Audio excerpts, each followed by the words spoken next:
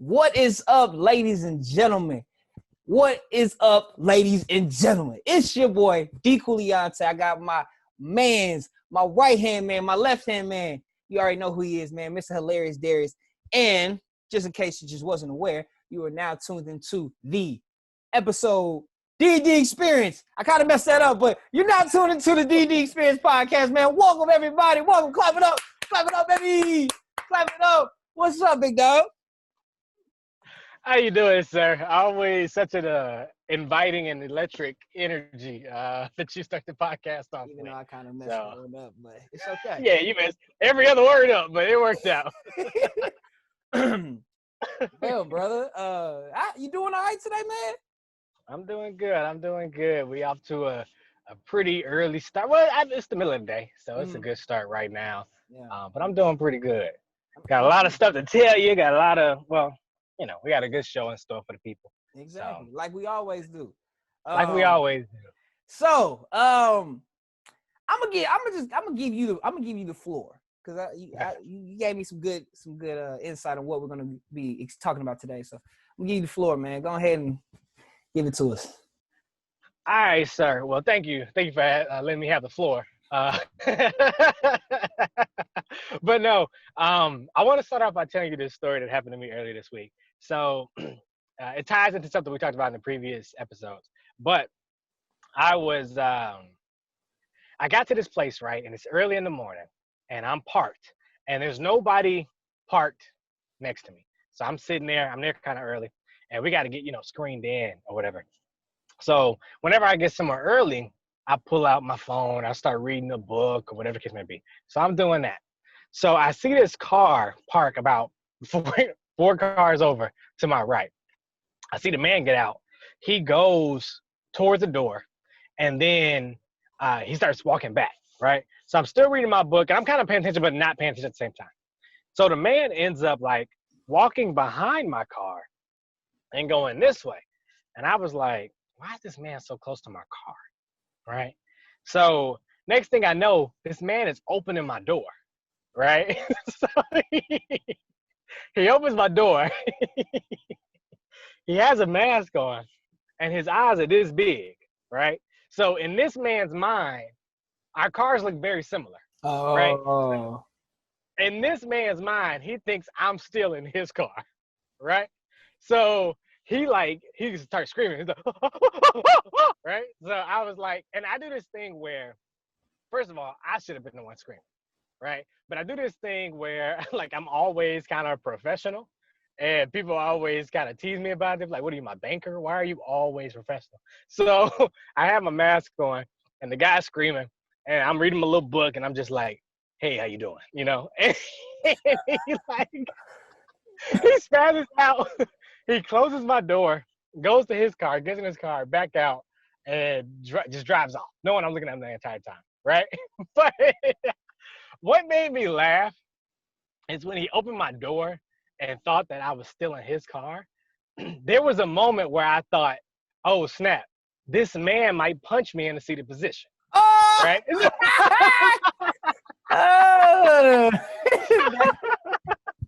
Take you out the noise, something like Grand Theft Auto. That was funny, bro. That's what I thought, right? So what was funny is, in that moment, his worst fear was being realized. He thought somebody was stealing his car, black guy, whatever.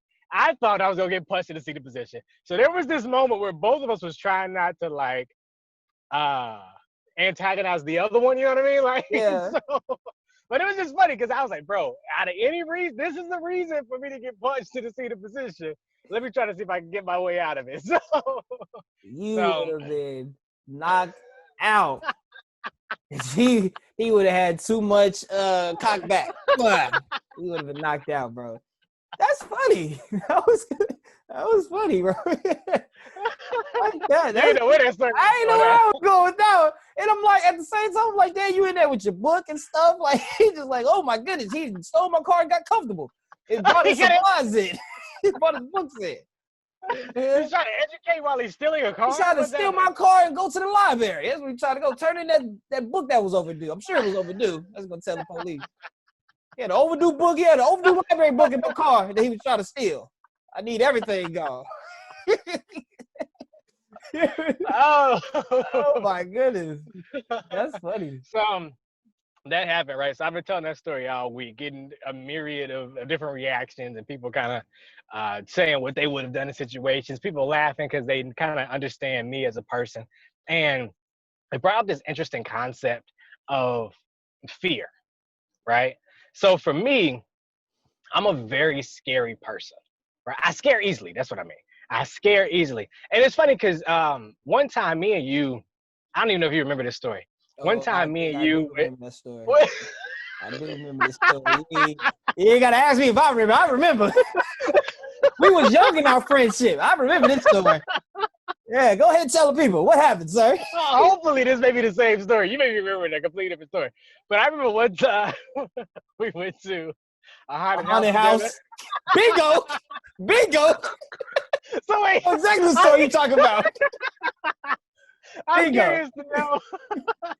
I'm curious to know your story. I didn't know you remembered this story, so I'm curious Vividly. to know Vividly. your side of it. Your side of it. Well, we were we this was the first time I went to this particular haunted house, and I think this was the first time you went to a haunted house. I don't think you ever been to a haunted house before.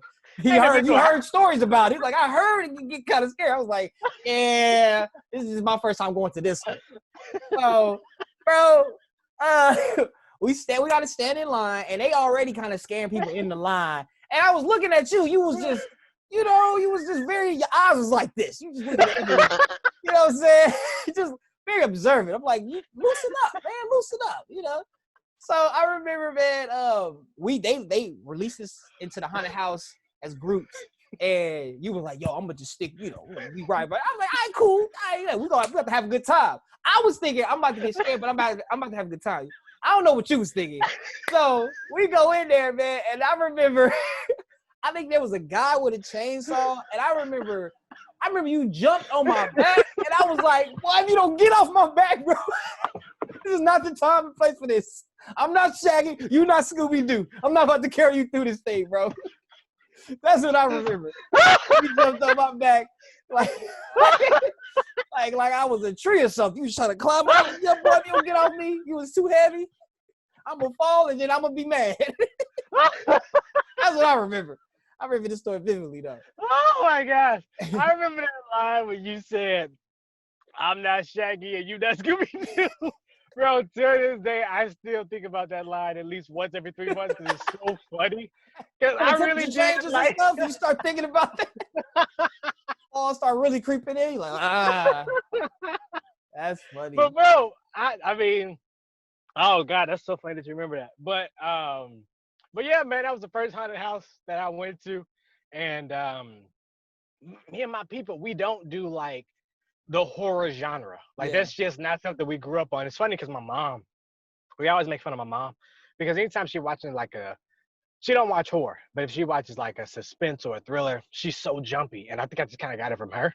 Mm. And there was this one story where we're watching this movie and she has a newspaper in front of her. And like, as the suspense is building, she's going lower and lower into the newspaper, right? And the newspaper is coming up higher and higher. And then the jump scare comes out. And she jumps, she screams, she goes, ah! But she takes the newspaper and like lifts it so high to try to cover her eyes that like the newspaper stops right here so she can still see the movie. And we were like, what are you doing? Like why did you just yank that newspaper above your face? But I feel like that's how I am. I'm still very like, it's just jumpy. I don't know. Like I'm just jumpy. You know what I mean? But it's funny because people are trying to play you if you're jumpy as to like you're this super scary person. So it leads me to my next topic, which I'm jumpy, but I also still feel like I'm very courageous. Yeah. Right. So I define that by still taking action in the midst of fear. So people think that with you being courageous, that you're not afraid, but it's like you're very much afraid, but you're just choosing to take action.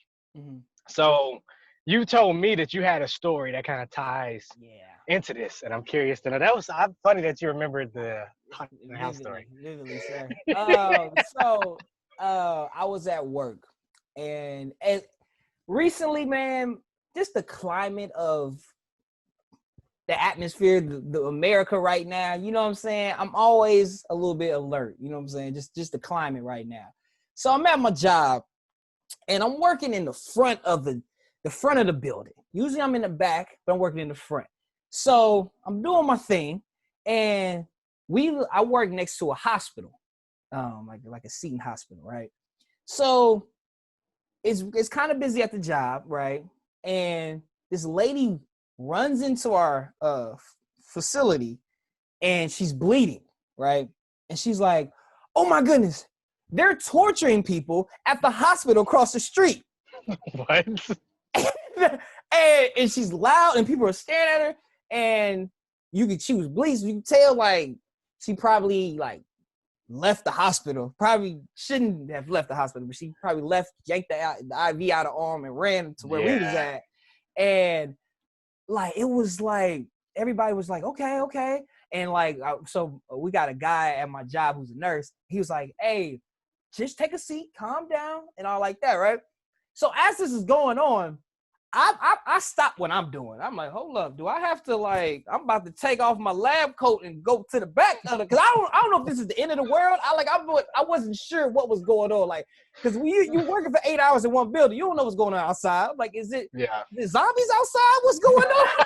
Is it zombies? You know what I'm saying? Like, I just wasn't sure. So I was just like, I was relearning. I was kind of backing up a little bit, but once I kind of saw what was happening, I'm like, okay, she's probably not in her right mind. And then she runs out the building, and there's a cop car that just started, like, swings in our parking lot. So they picked her up and stuff like that. But the nurse was like, yo, D, you was scared. You was real scared. I saw you kind of, I was all like, I wasn't scared. He was like, you didn't step up like I did. I was like, you're right. I was very, very alert. You know what I'm saying? I wasn't sure. I thought I was going to tell my coworkers in the back what was going on. So for me, like, I was called scared, but I'm like, I was courageous, because I was thinking how I was thinking. I was thinking, let me go tell them to start disconnecting some people, and you need to get up out of here. So, and you know what it reminds me of? Do you remember? And we're not gonna say no names and stuff like that, but I'm that same way, where it's like, I don't want to walk towards the issue. I want to figure out how can we get out of here safely without getting trampled. But do you remember when we went to go see Creed 2 in the theater, and that fight, like, broke out behind us with those two dudes? Yeah. And remember how, like, other people wanted to, like, go into the fight, and we was like, okay, let's get out, let's get to safety. You know what I mean? So it was funny, because with both of us being scary, if you will, like, our first instinct was like, yo, let's get out of here. You know what I mean? Yeah. And we got there safe, but there's a bunch of cops. It was like Thanksgiving. Wasn't it Thanksgiving or something crazy? Like a holiday? When Creed 2 came out, it was like right at that time. Yeah. Yeah. So it's Thanksgiving or Christmas, something like that. And, but yeah, and I have that same, like, mindset everywhere. And it's funny too, because there's this guy I used to know, and he was he's like a law enforcement officer, and he's probably like in his 40s or whatever.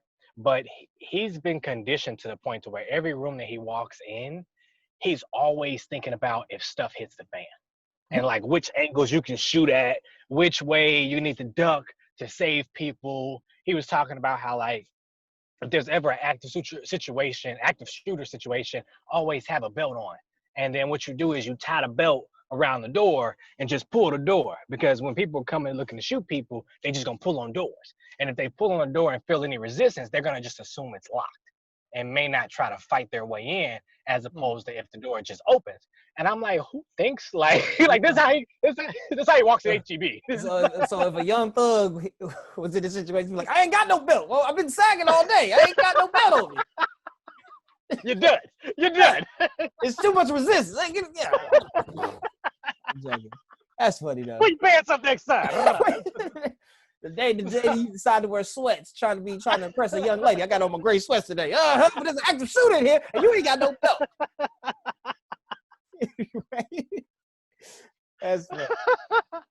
But that's funny, bro. And I think, like I said, I just don't care for how people try to, like, put this blanket this fear blanket on you when you're like, and I don't think people realize, like, as Black people, as Black men, there's a certain paranoia that we're at all times. You know what I mean? Like, I think there's a certain paranoia where you're like your antennas if you're if you're anywhere and you hear somebody yelling from distance, like, no, you better, you be like, whoa, what's going on over there? Like, all right, let's exit the stage Yeah. left. You know what I mean? So Yeah. I think that's just funny. That's funny that we're both kind of. Yeah, I think we're just kind of like wired like that to kind of be a little bit alert, and we ain't. Listen, if it requires, if we got to exit out, and as we enter the exit, leave the exit, whatever, and we got to fight our way out, we gonna fight our way out. But it's that's just what I'm saying. we're not just gonna be like, let's go run to the fight. Like, no, let's get up out of here, avoid the fight. But if it goes down to it, we gonna. And that's what I'm saying. It's exit first, fight second. Not fight first, then exit. Right. You know what I mean? And if the cops show up, you look like a culprit just like everybody else. You know what I mean? Yeah. So I think it's always like, let's get a safe distance from where the potential cops will be, and then let's assess the situation. Yeah. If you can avoid asking questions and stuff at the end of it all, like, yeah, what happened? We don't want to do all that. We ready to get up out of here. We gotta get up out of here. You know, we want to get out there and tell the story. We don't want to be sitting there all night. It's Friday night, cop. Hey, bro, I'm trying to go get me a bag of ice. The cop acted like that movie. What's that movie? Menace to Society, where he's like, so it was 11 o'clock, and you know you messed up, right? You know you messed up. Bro.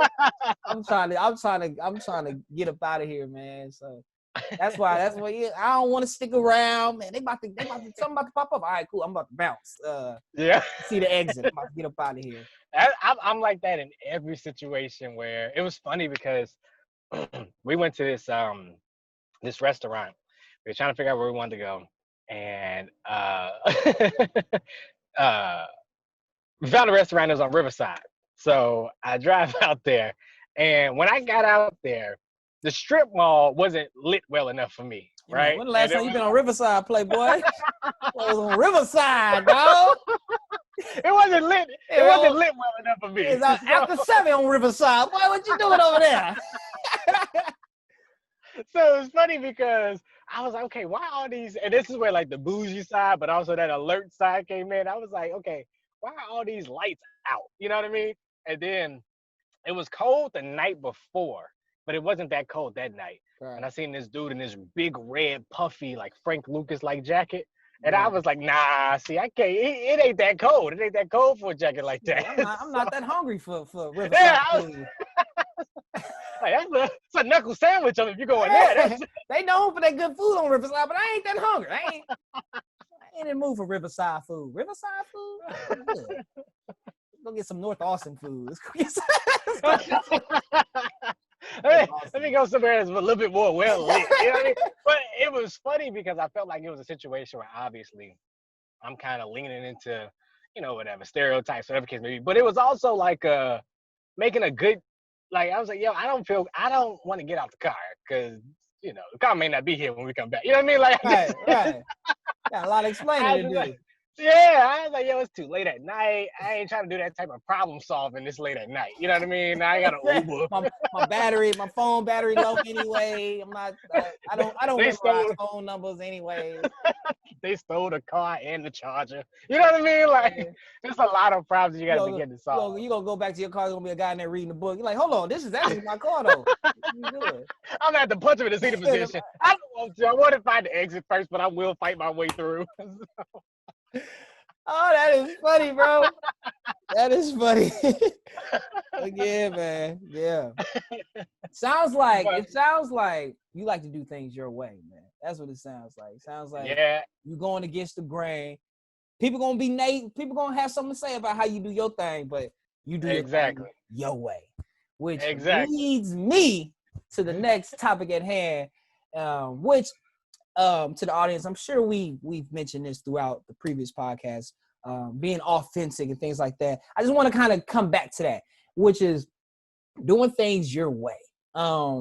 And so for me personally, man, I'm kind of talking about a personal experience I went through, where I had to kind of like, recognize who I am and what I bring to the table. You know what I'm saying? So last week I'm in school, so it was a heavy school week. I had exams, right? I had assignments due, and I couldn't make it to the barbershop. You know what I'm saying? I couldn't make it. So my you know what I'm saying, my hair was getting longer. I still ain't made it to the barbershop. But it was funny because I'm working in a work environment, and people are just like, are you okay? You know what I'm saying? You're not your bubbly self. You know what I'm saying? You're not your, you know, I'm like, at the same time, I'm like, okay, I hear what y'all are saying, but I've been working all week. I got homework due, and you know what I'm saying? I'm not feeling like how y'all expect me to feel, man. I'm doing things my way. I'm tired. I'm human, all right? I'm human. So it just kind of like, you know, it was just a reminder that, yo, you got to kind of you got to trust yourself. You got to stay who you are, because if you listen to all these people, they're gonna attack your ego. They're gonna attack your feelings. You know what I'm saying? Dang, you tired? You look so tired. Like, yes, I am very tired at the moment. I got a right to be tired. You know what I'm saying? So it was just a small reminder of just how important it is just to make sure that you're just keeping that in mind, man. And then another example I want to give is sometimes when you're doing what you need to do in life, people may not understand it. You know what I'm saying? People may not, it may be too hard for them to digest, you know what I'm saying? And they may be close to you. They may be, you know, friends, or they may be as close as your parents, you know what I'm saying? That is just like, okay, you need to be, you know, at this age, you need to be doing it this way, you know what I'm saying? But you got to realize, like, yo, I've been raised. I'm a grown individual. I'm a grown adult. You know what I'm saying? I know how to handle situations, and you gotta. You know, me personally, I had to kind of go against my parents' wishes a little bit, because they were giving me some advice that just didn't really work well with my life at that particular time. You know what I'm saying? It was kind of going against the grain a little bit, but I felt good about my decision. Me personally, man, I try to stay grounded and spiritually. So I'm like, you know, as long as I'm kind of connecting with the Most High, I'm feeling good about my decisions, like, that's all that matters to me, man. Like, so it was tough, you know what I'm saying? But I had to do things my way, man, which not listen to what they say specifically, man. So I kind of want to ask you, has there been a moment where you had to kind of do things your way? My way, your way. Yeah. Well, yeah. And I think what's interesting is that there are certain environments that we're in where kind of who we are, certain aspects of our personality can be viewed as a liability, right? And I think what's interesting about that is sometimes you can internalize that and start to think that that part of you is a liability in all areas of your life. But like you said, what's interesting is that when you stay true to who you are and kind of what makes you you, your strengths are usually on that side, and like your ability to navigate through certain situations typically are like on that side of the equation. And I think sorry, I keep clearing my throat, but I think when you compromise who you are, typically what you compromise it for, it usually isn't worth it. Yeah. You know? And I think that was one question I was going to ask you as you were talking, actually, is just, have you ever had to compromise yourself? Or recently, have you felt like you've had to compromise who you are? Dude. Yeah, I think there's been times where, I mean, not necessarily like, I can't think of one specific like example, but I feel like there's been times where I've really heavily thought about compromising who I am and really questioning like my own judgment, because I'm like listening to like somebody else's opinion or what they think I should be doing. And I'm just like, maybe I should just do it. But at the end of the day, I'm like, okay, it doesn't feel right. You know what I'm saying? I always kind of lean on like my own conscience. I'm like, or I'm like, I don't really want to put in all that work to go above and beyond for what you, just so I can get your approval, you know? So I try my best to really make decisions from, I guess, when I listen to other people's opinion. Like if I'm thinking about making a decision off their opinion, like I really take my time with it. I'm like, I'm not about to just do it immediately, spontaneously, because you saying that. I try to like digest it. And I'm like, if it feels good, okay. But if it don't, I'm like, I'm not about to do it. I'm about to just live with my own. I'd rather live with my own decision than to live with anybody else's opinion.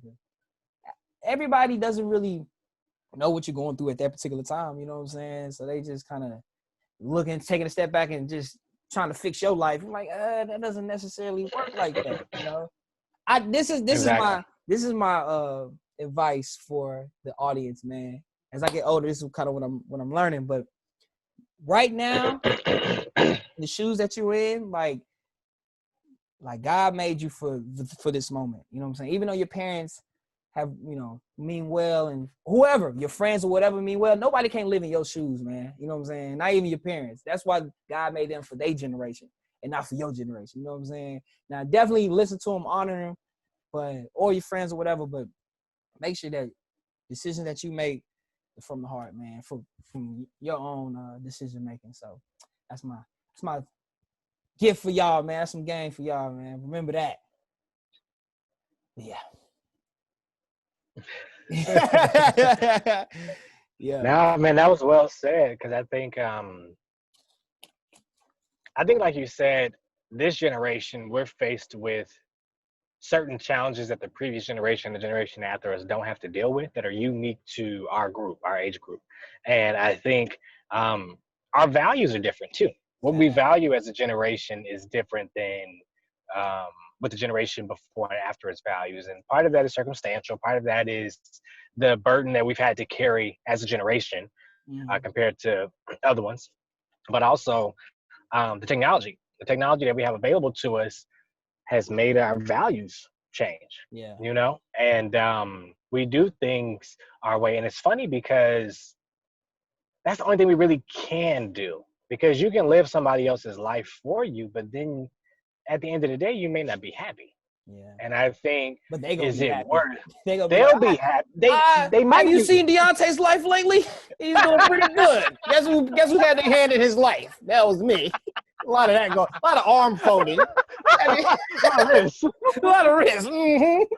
A lot of toe raising. Have you seen Deontay's life lately? Look at his Facebook. It looks good. It was me. His life. I'm his social media manager. I fixed his life. He's going through a lot of stuff, but I fixed it because he started listening to me finally. It took him a while. That's how I feel like people just want to gloat. You know what I'm saying? They just want to gloat and say that. Man. That's so funny, bro. I'm trying to. I think you're true, and I think too, the interesting part though, because okay, now let's flip it, right? So you're talking about your parents talking to you, Fact. Right? But how do you feel when the advice that you give to the next generation is rejected? Ooh. Yeah. I think with that, man, I just try to I be on them. I be on the next generation, man. I be trying to remind them, but you got to kind of let them do their thing, man, and just be a pair of ear. I think what I do different with the next generation is I really try to listen to them.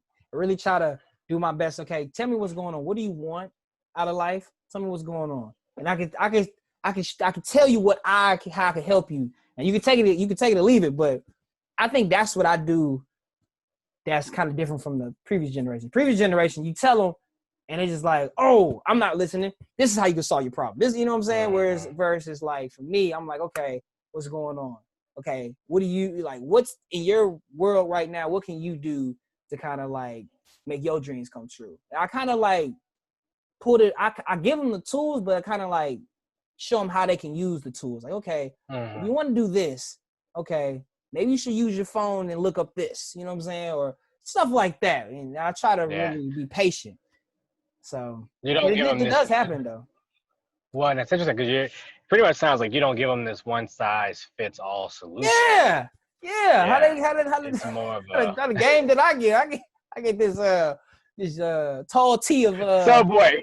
Subway's you pick it your way. You make it your way. I make it my way. I feel like my previous generation give me a tall tea of advice. All right, this should fit. All right. Hey, don't fit me, man. I like my stuff fitted. Yeah, you gonna get this tall tee with the stick on it. That's what you gonna get. It's a slim fit. Slim fit. Yeah, right. Fit all your You see problems. Deontay's life. You gonna grow into the His shirt. You gonna grow into it. Nah, I ain't gonna grow into nothing. I need something to fit tailor made. It's hand-me-down advice. Yeah, My daddy gave me this advice. I'm gonna hand it down to you. Hand it down to you, man. Oh, man. So, That's love it, though. I hilarious. love it, though, man.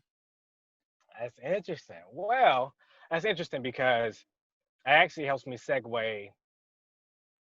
I'll segue into my next topic, right? So, it's interesting because I want to talk about creativity a little bit, right? Okay. And all right, so how do I want to start this story? Okay, so my little brother, as you know, we're about 20 years apart from each other. Our interests are somewhat aligned. Today, well, about a couple weeks ago, he goes, Darius, do you know a producer? Right? And I'm not saying it directly. I was like, yeah. Uh-oh, we back? We back at it. We back at it. Oh, what just happened? It just restarted automatically. And it's recording. Okay. All right. Well, let me. Yeah. Start. I'm gonna restart it. Yeah, restart. Yeah.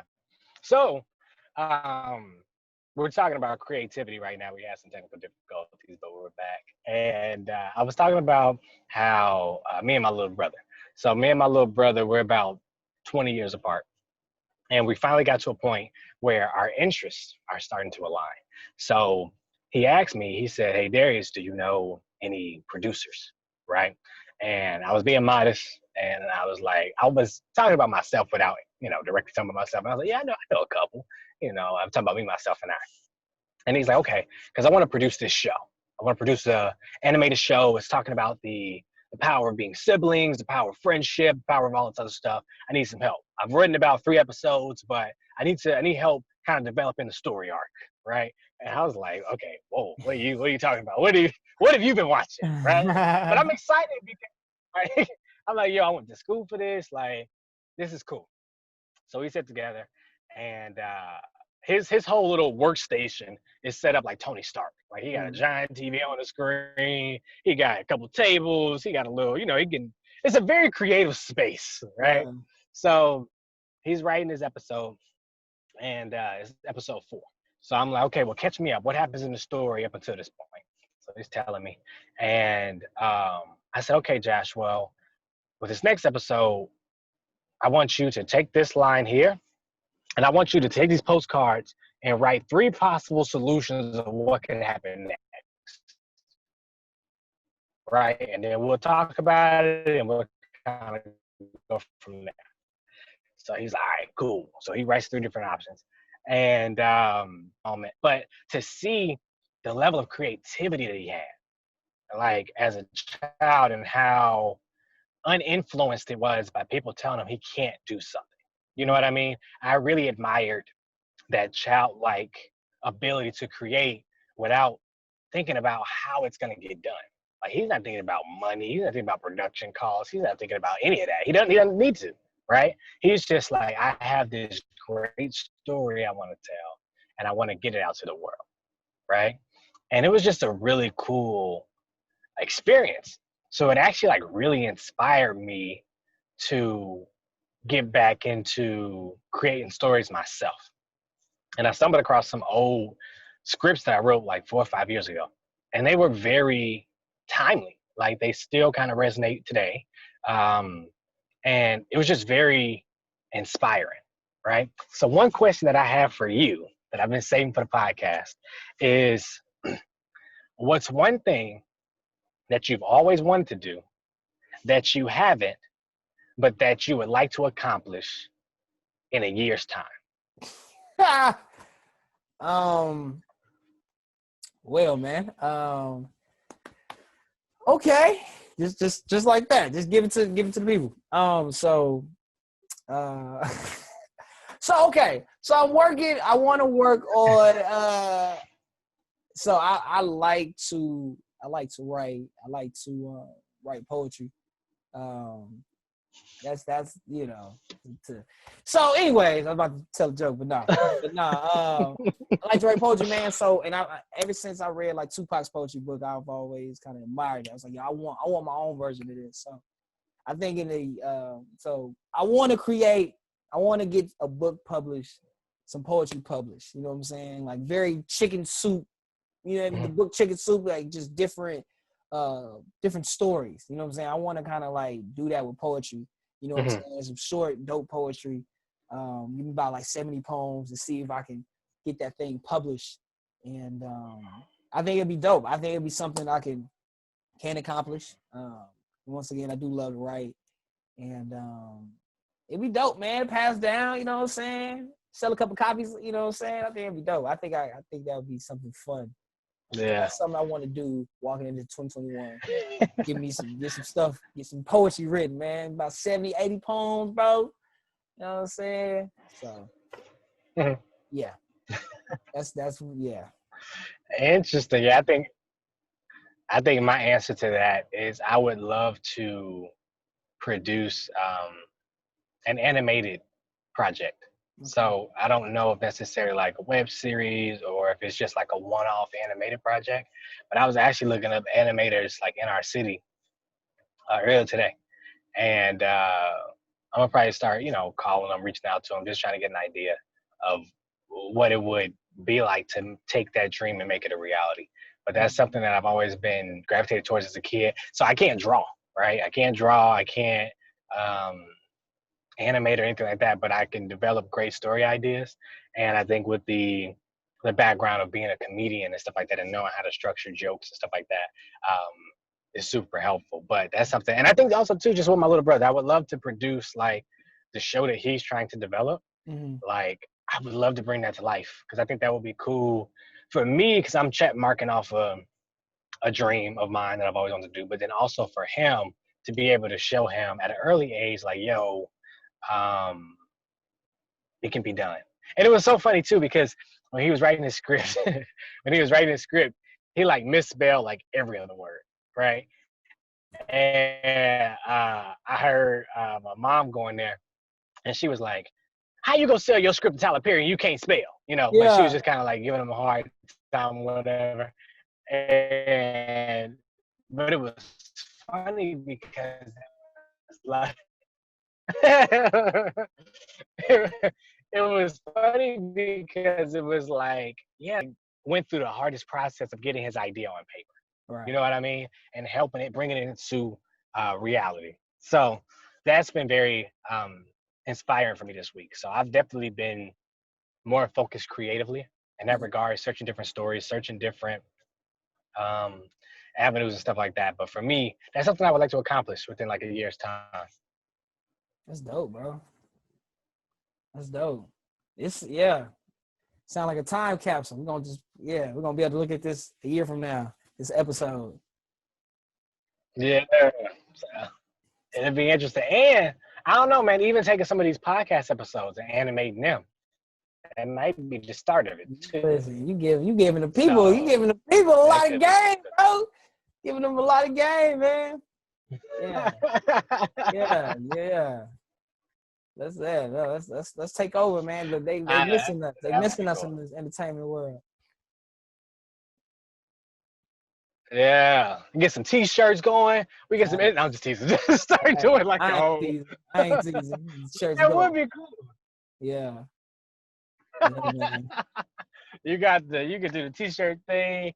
We can do something great with this. But I think just being able to use this platform to speak things into existence and to also kind of hold ourselves accountable with these different goals. Let's see a year from now if we've even accomplished anything or whatever the case may be. Yeah. So that's very exciting. But yeah, man, that's all that I have for this particular episode. Is there any last words you want to leave the audience with? No. I said no. Nah. We're giving them enough words. Enough words were said. No, we'll just say that I like this. I like that we talking about goals and stuff and what we trying to get done in the next year. I like that. That's dope. And to the audience, man, do the same, man. Let's Drop a comment, man. Let us know, man. And let's all hold ourselves accountable, man. Let's get some stuff off the ground because we're all value people. We all are creative, man. So that's my takeaway. Yes, sir. Well, same here. I think just I would challenge everybody to just be creative. I don't know what that looks like for you, but I'm sure there's some creative endeavor you've always wanted to do, and you don't have to be at a top level. Just do it. You know what I mean? I think that'll be fun. But we thank y'all for tuning in to this episode of D&D Experience. We'll be back next week with some more awesome content. Yes, sir. Y'all have a good one. Hasta luego. Have a good one. Peace.